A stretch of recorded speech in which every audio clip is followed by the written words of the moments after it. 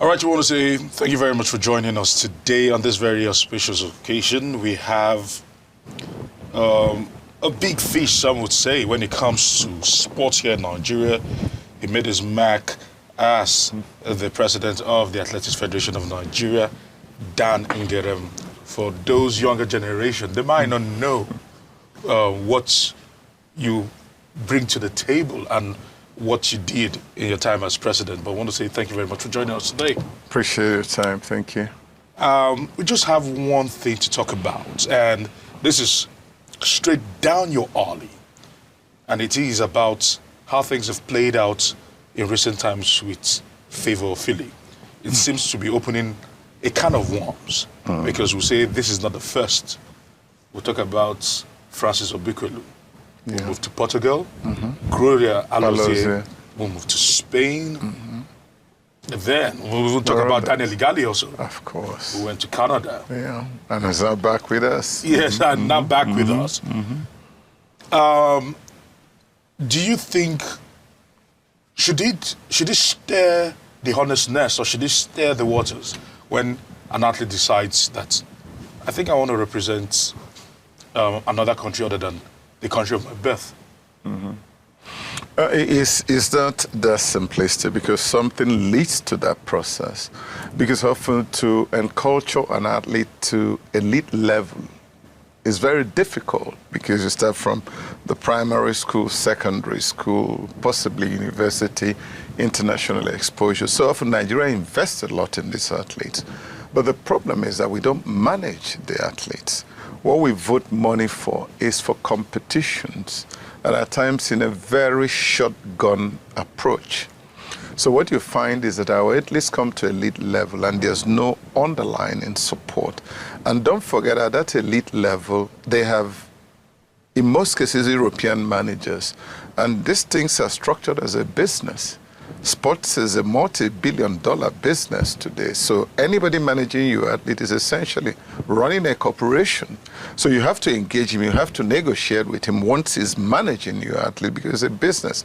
But often there's that dissonance, there's that disconnect between when we bring our athletes to fruition and when we want them to mature, optimize their talent, and win medals for Nigeria. So what you find is that Nigeria vote billions or millions of dollars for international competitions when the competition are run. Because of necessity, we must be represented. But you find that there's no money to support the athletes in terms of managing them, in terms of their welfare, their well-being.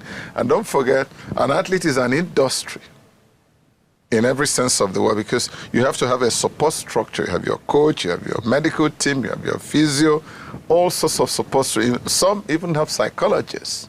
So Nigeria don't bother about that hard work. And that's where really, to bring an all play, that's where the hard work is. So we vote for competitions, go for 2 weeks of an Olympics, come back, and everybody goes to sleep until the next cycle. So that is why you find the athletes being poached by countries who are serious, who understand the dynamics and the power of sports. And I don't blame the athletes. At times they get injury and Nigeria forgets them. You mentioned Francis Obikwelu and Gloria. I was there in Sydney Olympics in 2000 when they cropped injury. And once Nigeria came back, they were forgotten. In fact, I remember hosting the Paralympians because they were abandoned at the international airport. They sent Molwe to pick them. And they won as many medals as you can possibly imagine. I had to then host them privately at the Lagos Motorboat Club just to thank them. But they were forgotten at the airport. So if you see such scenarios, why would you want to represent a country like Nigeria? A country that simply vote money for competitions and nothing else. And everybody goes to sleep until the budget comes out. Then you see a flurry of activities, retinue of retainers, hangers on sycophants. They go to that competition, come back, and that's it. That's not how you run a business, because sports is a business today. So the athletes really are not to blame. It's a structure, it's a policy situation, it's a management that is still epileptic. All right, okay, so before we get back to this particular issue and talk about Favour of Philly, I just have one more question for you. When you mentioned Gloria Alozie and what she did in Sydney, and we have the likes of Inefiok and what he did in Athens. Save that, Nigeria has not produced any athletes in recent times. The last I can remember probably was Chukwumeriche in Taekwondo. I was born here, trained mostly here, and went to the Olympics. From Blessed Okagbare, Divine Oduduru, Esebrume, Tobi Amuso. I could go on and on. And even the favor of Philly we're talking about. That's right. These are all people that share one common denominator.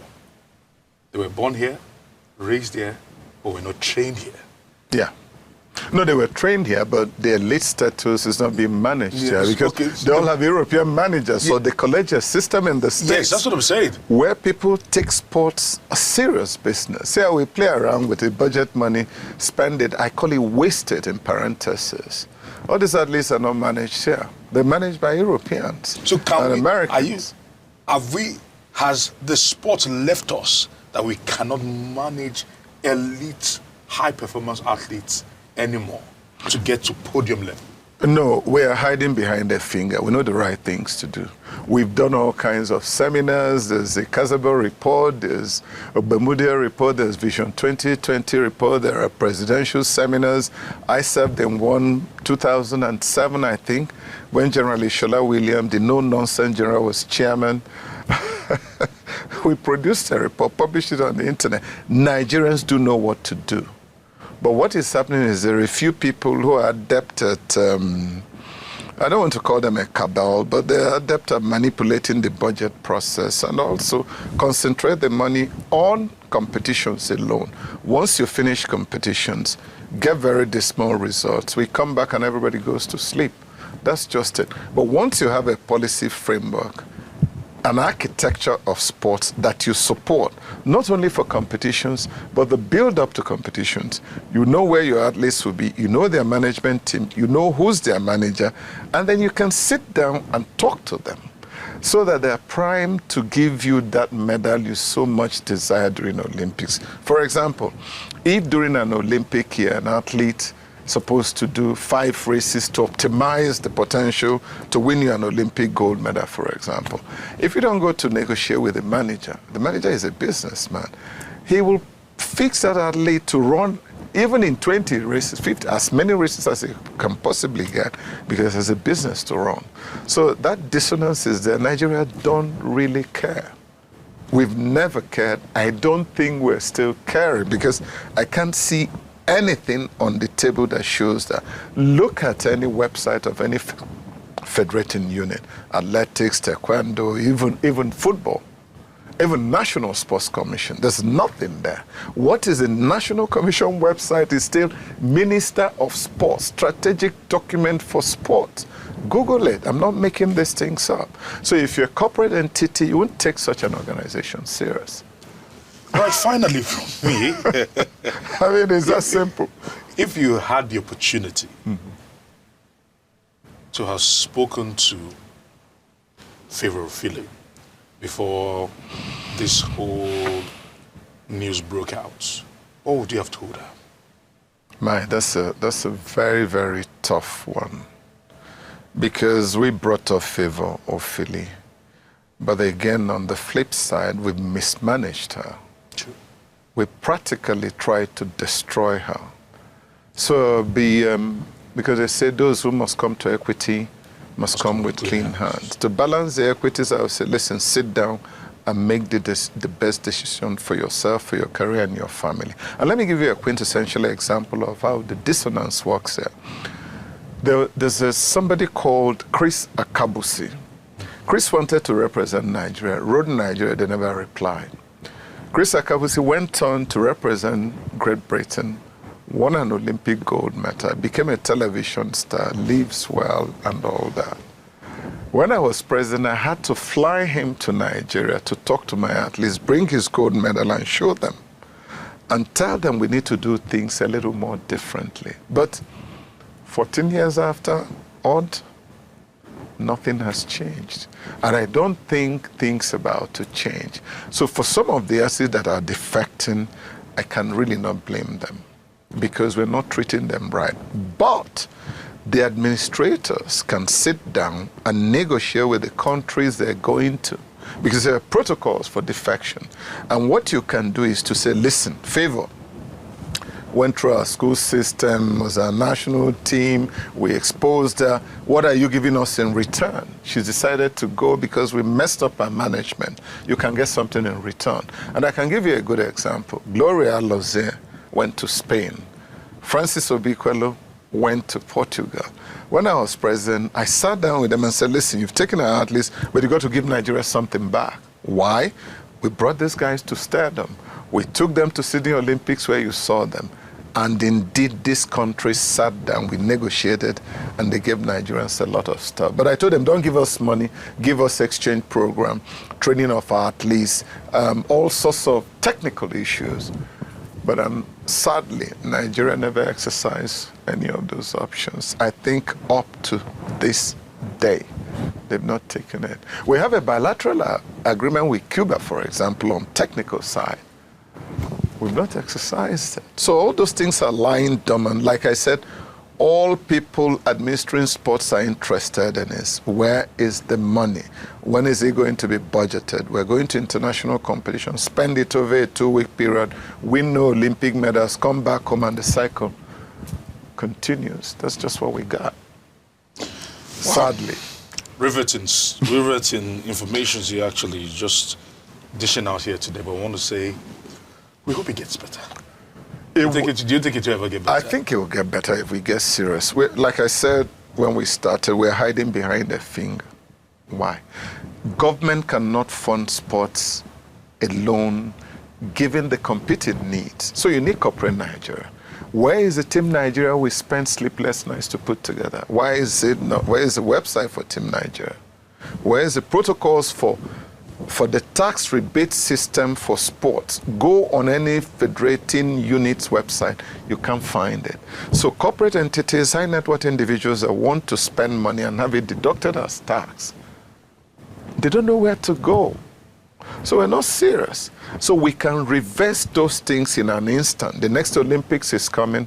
We can say today, National Sports Commission is there, and by the way, is anachronistic in a sense, because you have two guys, one chairman, one DG, running a multi-billion corporation without a board. They're supposed to have a board, people with corporate experience, so that there will be corporate governance, international best practices, and accountability.